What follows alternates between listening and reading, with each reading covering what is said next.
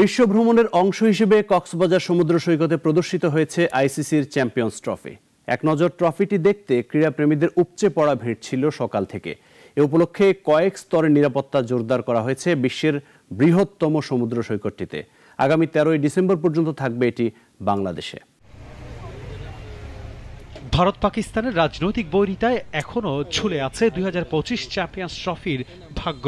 সূচি কিংবা ভেন্যুর কিছুই চূড়ান্ত হয়নি, তবে এই অনিশ্চয়তার মধ্যেই আইসিসি শুরু করেছে চ্যাম্পিয়ন্স ট্রফি শিরোপার বিশ্ব ভ্রমণ। এর অংশ হিসেবে গেল সোমবার বাংলাদেশে এসে পৌঁছেছে চ্যাম্পিয়ন্স ট্রফির শিরোপা। মঙ্গলবার ট্রফিটি এসে পৌঁছায় কক্সবাজারে। সন্ধ্যায় রাখা হয় বিজিবির সীমান্ত সম্মেলন কেন্দ্র উর্মিতে। আজ সকাল থেকে বিশ্বের দীর্ঘতম সমুদ্র সৈকত লাবণী পয়েন্টে চ্যাম্পিয়ন্স ট্রফিটি সাধারণ মানুষের জন্য উন্মুক্ত করে দেওয়া হয়েছে।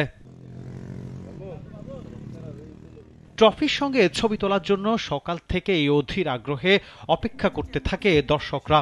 চ্যাম্পিয়ন্স ট্রফি দেখে ও ছবি তুলতে পেরে খুবই আনন্দিত ও উচ্ছ্বসিত তারা। হ্যাঁ, ছবি উঠেছি, ছবি তুলে অনেক ভালো লাগতেছে। ট্রফিটা এভাবে তুলে ধরেছে, অনেক ভালোভাবে রিপ্রেজেন্ট করা হচ্ছে আমাদের দেশটাকে।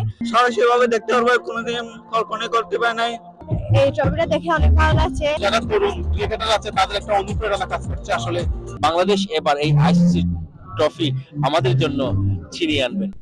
ট্রফির প্রদর্শনী উপলক্ষে পুরো কক্সবাজার সমুদ্র সৈকতকে ঢেকে দেওয়া হয় নিরাপত্তা চাদরে। র্যাব, পুলিশের পাশাপাশি নিরাপত্তায় নিয়োজিত আছে বিভিন্ন গোয়েন্দা সংস্থার একাধিক টিম। বিসিবি বলছে, মূল আইসিসি ম্যানস ট্রফিটি টুর্নামেন্টে অংশগ্রহণকারী দেশসমূহে প্রদর্শনের অংশ হিসেবে 9 ডিসেম্বর থেকে 13 ডিসেম্বর পর্যন্ত বাংলাদেশে থাকবে। এরপর বৃহস্পতিবার রাজধানীর বসুন্ধরা সিটি শপিং কমপ্লেক্সে রাখা হবে প্রদর্শনীর জন্য। শুক্রবার ট্রফি যাবে মিরপুর শেরেবাংলা জাতীয় ক্রিকেট স্টেডিয়ামে। উন্মুক্ত থাকবে জাতীয় নারী ও পুরুষ দলের ক্রিকেটার, সাবেক ও বর্তমান ক্রিকেটার, সংগঠক এবং সংবাদকর্মীদের জন্য। বাংলাদেশ সফর শেষে ট্রফি চলে যাবে দক্ষিণ আফ্রিকায়। আনোয়ার হোসেন, নাগরিক, ঢাকা।